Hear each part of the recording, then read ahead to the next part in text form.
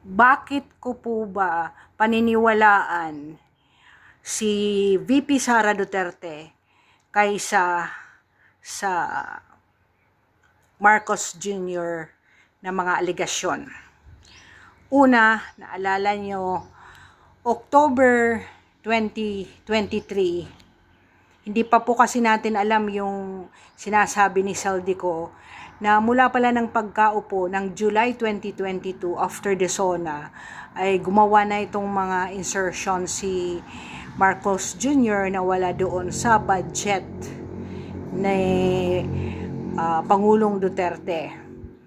But let us move forward sa year 2023. October 2023, si Martin Romualdez po ay nag-iikot na sa buong Pilipinas at nakafocus po siya sa Mindanao and Visayas na nagbibigay po ng mga kapirahan.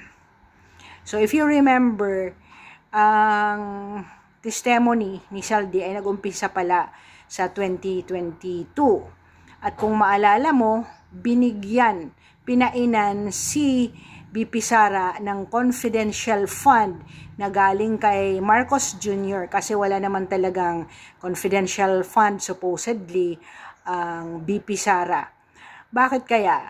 So ngayon nakikita natin na talagang binibili po ang mga opisina para pag nabigyan ka ng kapirahan, hindi ka na pipiyok dahil ikaw ay gumawa rin ng korupsyon. So, pinainan si Sara in the event na pag nalaman yung mga kabalbalan nila ay hindi ito pipiyok dahil supposedly ito ay gagamitin ng confidential fund na walang mga basihan. Iko-correct po natin ulit para doon sa mga mangmang or nagbubulag-bulagan. Unmodified po ang report ng Commission and Audit sa 2023 at wala na pong confidential fund ng 2024 si BP Sara. Diba? Bakit? Kasi nalaman ni Sara na ang kapirahan ng mga ito and even the budget insertion noong 2022 na ginawa para sa 2023 na budget ay binigyan siya ng 10 billion sa DepEd na wala yun sa NEP. And if you remember the narratives of Sara ay siya ay merong mga sulat both from First Lady at saka video pa and instructions na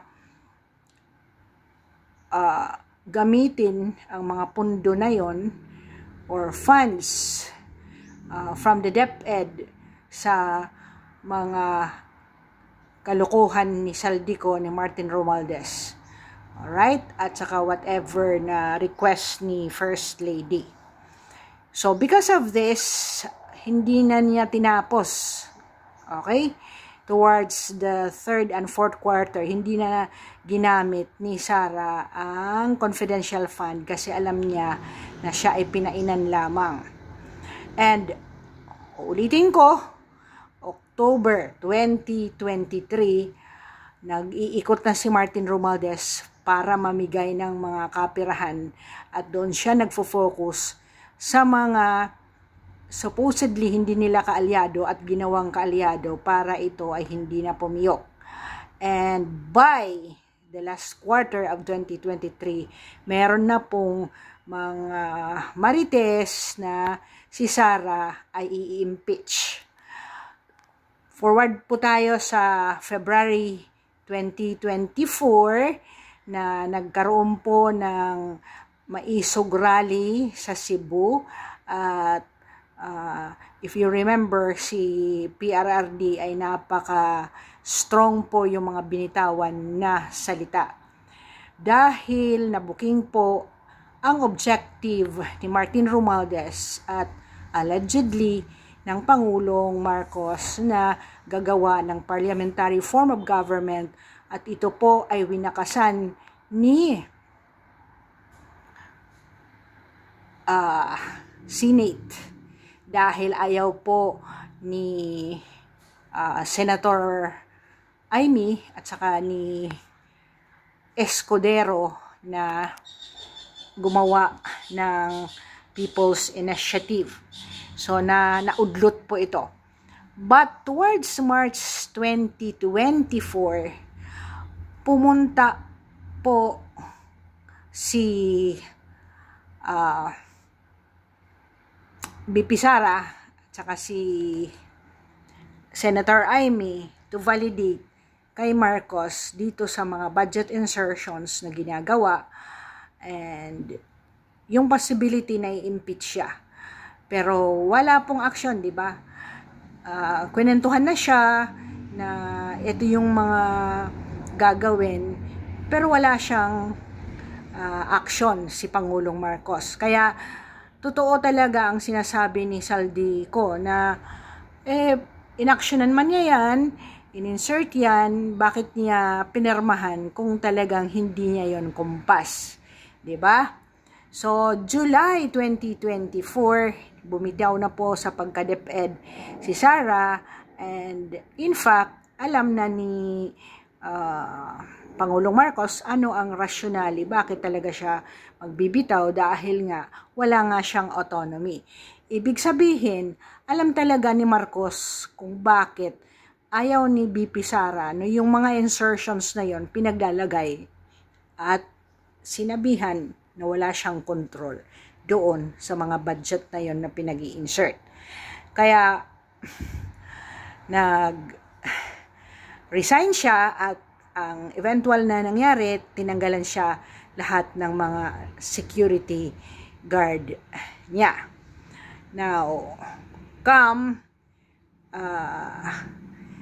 September ay dinampot si Kibuloy dahil alam nila na si Kibuloy ang number 1 supporter ni Pangulong Duterte. Dahil nga si Duterte ang administrator, dinampot nila si Duterte. I don't think talagang hindi pinag-isipan yon. Ang nangyari, uulit-ulitin ko, noong January nagkaroon ng INC rally at meantime hinold muna yung mga tatlong petition for impeachment.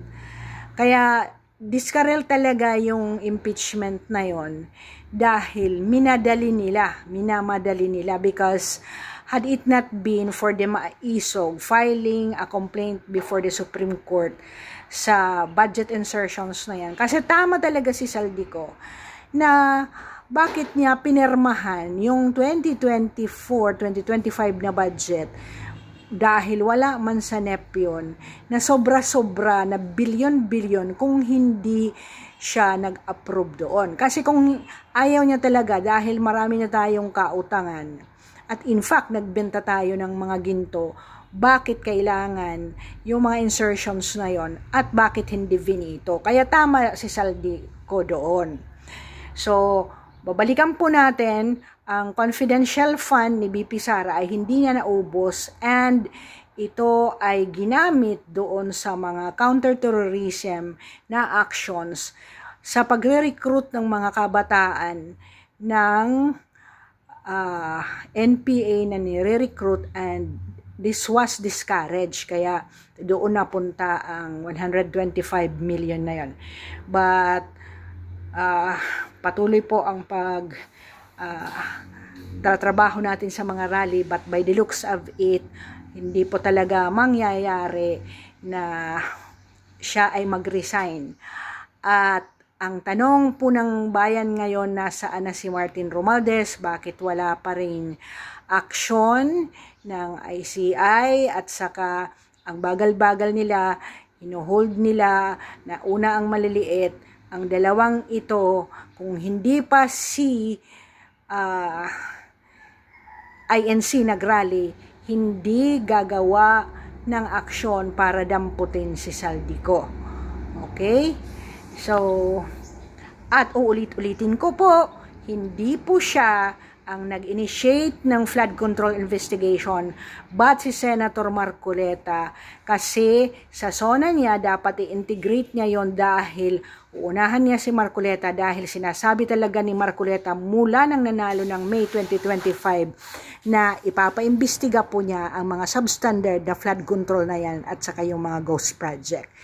So, puro po kasinungalingan kung kayo po ay walang bias at hindi ka pro Duterte or pro Marcos, ikaw po ay makakapag-analyze sa totoong mga nangyayari sa ating Pilipinas. Salamat sa pakikinig.